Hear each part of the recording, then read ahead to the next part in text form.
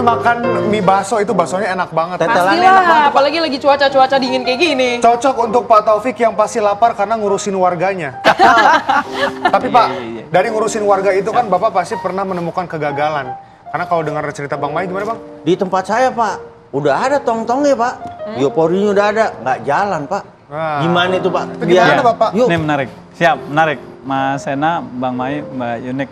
Jadi sahabat dimanapun berada, saya menghadapi permasalahan yang sama. Ternyata 2 tahun ini, tong komposter saya yang 43 itu, 21-nya masih bersih. 21 masih bersih, Kinclong ya? Kinclong, makanya saya bawa ke studio kan. Biar kotor. Karena memang nggak dipakai, iya biar kotor, tapi kita pakai. Nah, ini kan tantangan terbesar buat kita sebagai pemimpin terkecil di lingkungan terkecil ini gitu. Artinya saya tidak kecewa, justru ini tantangan buat diri saya sendiri. Bagaimana menghadapi warga di 3 tahun kepemimpinan saya ke depan. Bagaimana supaya warga yang belum, ini nggak perlu dipaksa, tapi bisa disadarkan supaya bergabung dengan program yang insya Allah baik ini gitu. Apalagi niat kita kan tidak ingin membuang sampah bau ke landfill Bantar Gebang gitu kan. Katanya kan lagi darurat sampah nih, ayo ini upaya kita gitu. Masa nggak mau sih sedekah? Anda nggak usah sedekah duit, sedekah sampah aja. Buang ke sini karena kita butuh potnya.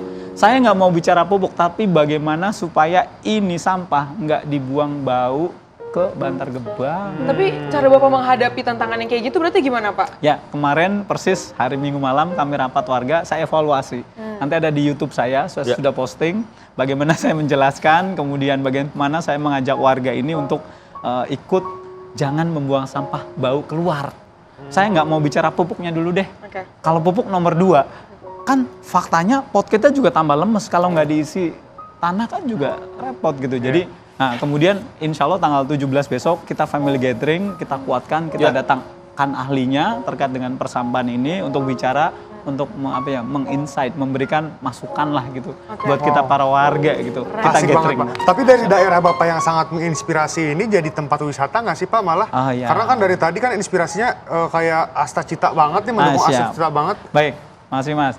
Jadi alhamdulillah tempat kami 2 tahun terakhir begitu sudah ada di media percontohan pencegah krisis planet. Ini kan sudah ada hakinya, sudah ada murinya, ada penghargaan dari Amerika juga terkait ini. Kemudian Tiongkok juga mengundang. Ini warga banyak didatangi oleh rombongan dari mahasiswa Unpad, dari UPH, dari Unpam, dari STPI dan banyak kampus lainnya. Kemudian polisi 2 kali datang nih, 40 orang dikali 2 kelas dalam suasana yang berbeda, duduknya di gang sempit itu 21 kayak bis kalau kita mudik Mas ke Jawa gitu ya. 21 memanjang ke belakang belajar. Dengan mereka datang, UMKM kami bergerak pada jualan, pada buka lapak. Alhamdulillah ya inilah gitu. Wow, ternyata ini inspirasi itu datang dari pemimpin di wilayah terkecil ya, yaitu RT. Pak, tapi kan ini Bapak bisa dibilang pelopor gitu ya Pak ya. Yang susah itu sebenarnya bagaimana menjaga rencana-rencana Bapak dan visi misi itu berkelanjutan. Kalau dari cara Bapak sendiri gimana biar itu berkelanjutan dan mendelegasikannya kepada pemimpin selanjutnya? Kalau bahasa Jawanya jangan sampai ajar koni. Apa Bang Mai? Ahli ngajar tapi nggak pernah ngelakoni gitu. Jadi ajar koni. Jadi pentingnya keteladanan. Iya. Makanya di IG saya dedikasikan buat lingkungan, bukan buat pansos gitu ya. Ini terus terang buat lingkungan lah. Saya dedikasi, saya nggak bisa sedekah uang, saya sedekah apa yang bisa saya perbuat buat Republik inilah dalam melaksanakan Undang-Undang 32 tahun 2009 tentang pengelolaan lingkungan hidup kan. Nah, artinya untuk menjaga ini bisa sustainable, keteladanan ini penting. Kalau kita tidak pernah melakukan, saya nggak bisa dong nyontohin yang kayak tadi.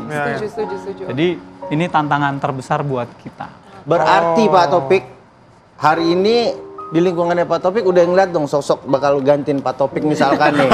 Udah ada yang ancang Terus Pak, Ini menarik, ini keren, Bang Mai keren. Jadi di tempat kami, nanti bisa dilihat di website, ada yang berbaju merah, itu adalah generasi muda. Gen Z ini saya libatkan setiap kegiatan. Bahkan kepala bidang UMKM RT itu Gen Z gitu.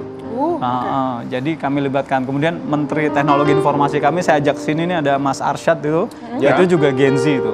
Dia seumuran anak saya kan gitu. Artinya ini anak-anak muda saya libatkan Mas Sena. Jangan sampai mati obor nanti. Begitu kita tinggal dikit lagi gitu. Betul. Anak-anak nanti mati obor kan jangan. Ini berarti bukan mau pansos, bukan mau nyalek, dan memang berdedikasi aja menjadikan nih. teladan ya. Menginformasikan. Pak, kasih pesan-pesan ke mereka nih biar bisa menginspirasi kayak Pak RT ini. Baik Pak. Sahabat dimanapun berada, saya yakin Indonesia ini bisa menjadi besar bukan dari gedung-gedung yang tinggi, tetapi dengan percontohan yang diberikan. Saya sebagai ASN ingin mengajak, membuktikan bahwa budaya ASN ini harus dirasakan para warga. Budaya ASN yang hebat ini harus dirasakan oleh para warga di lingkungan terkecil. Kalau ada RT yang kemudian menjadi percontohan, saya yakin Indonesia masih punya harapan. Jadi Indonesia hanya butuh keteladanan dari lingkungan terkecil masing-masing. Mantap sekali. Inspirasi, Pak. Dari Menteri Perumahan Di Perumahan Malaka Jaya. Malaka Jaya. Ya, terima kasih banyak Pak Taufik. Sama-sama, Mas Sena. Ini Terima kasih sangat banyak, menginspirasi, Pak. semoga bisa menginspirasi Pasti, warga Pak. masyarakat di rumah. Saya nggak di borgol kan pulangnya? Nggak di borgol. Dong, Pak, Ya, aman Aman, banget. aman Pak Nah Topik. dong, udah pemirsa, semoga itu bisa menginspirasi para pemirsa di sini. Kita kembali lagi besok, kembali menginspirasi di jam 9.30 waktu Indonesia Barat, hanya di Pagi-Pagi Seru. Pasti seru.